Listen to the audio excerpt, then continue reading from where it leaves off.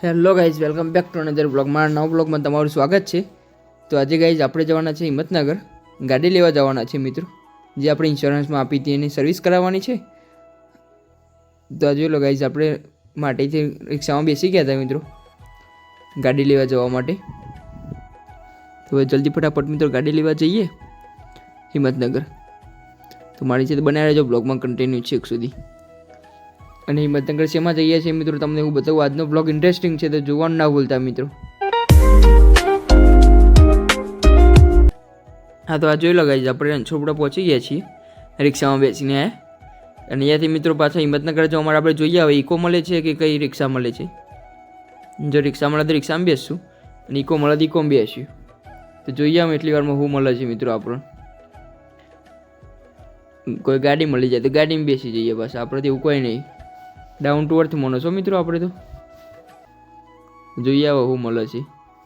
થોડી વાર વેઇટ કરીએ મિત્રો, કઈ રિક્ષા બિક્ષા મળે તો જોઈએ. તો મળી જાય જલ્દી ફટાફટ પહોંચી જઈએ હિંમતનગર.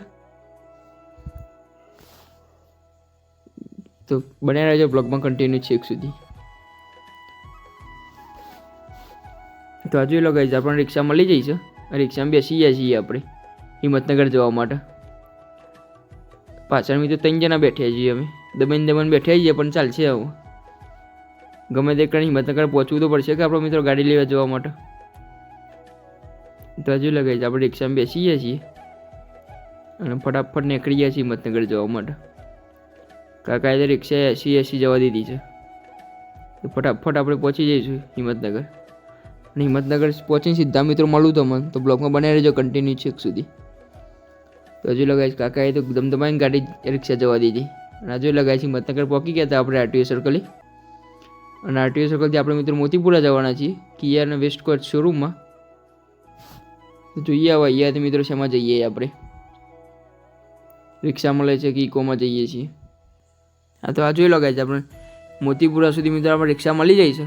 આપણે ફટાફટ રિક્ષા પકડી લીધી છે. રિક્ષામાં બેસી ગયા છીએ આપણે મોતીપુરા જવા માટે કિયાના શોરૂમમાં વેસ્ટ કોસ્ટે. ત્યાં મિત્રો આપણે ગાડી ઇન્સ્યોરન્સમાં આપેલી છે, તો એની સર્વિસે કરાવવાની છે. અને જોઈએ હવે મિત્રો ત્યાંથી કેટલી વારમાં પતે છે આપણું કામે. આપણે ફટાફટ રિક્ષામાં પહોંચી ગયા મિત્રો મોતીપુરા. તો હજુ લગાવીશું, મોતીપુરા પહોંચી ગયા હતા મોતીપુરા સર્કલે.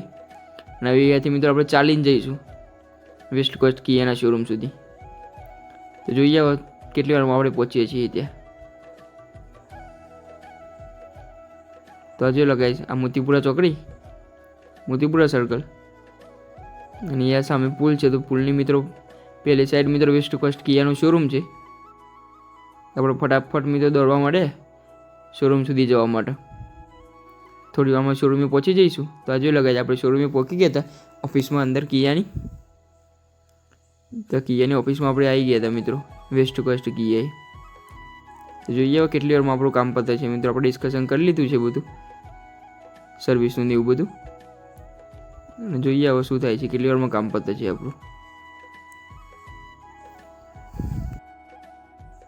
ગાડી ભીતર મૂકી દીધી સર્વિસ કરવા માટે.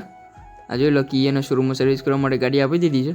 અને મિત્રો આ તો એવું કીધું કે 6 વાગે તમને ગાડી મળશે શોરૂમમાંથી સર્વિસ કરીને. આગળ બીજી ગાડીઓ આવેલી છે તે આપણે કીધી 6 વાગે નહીં, જલ્દી કરી ચાલો, તમારે તો જલ્દી કોમ છે, બીજું ઘેર જવાનું છે.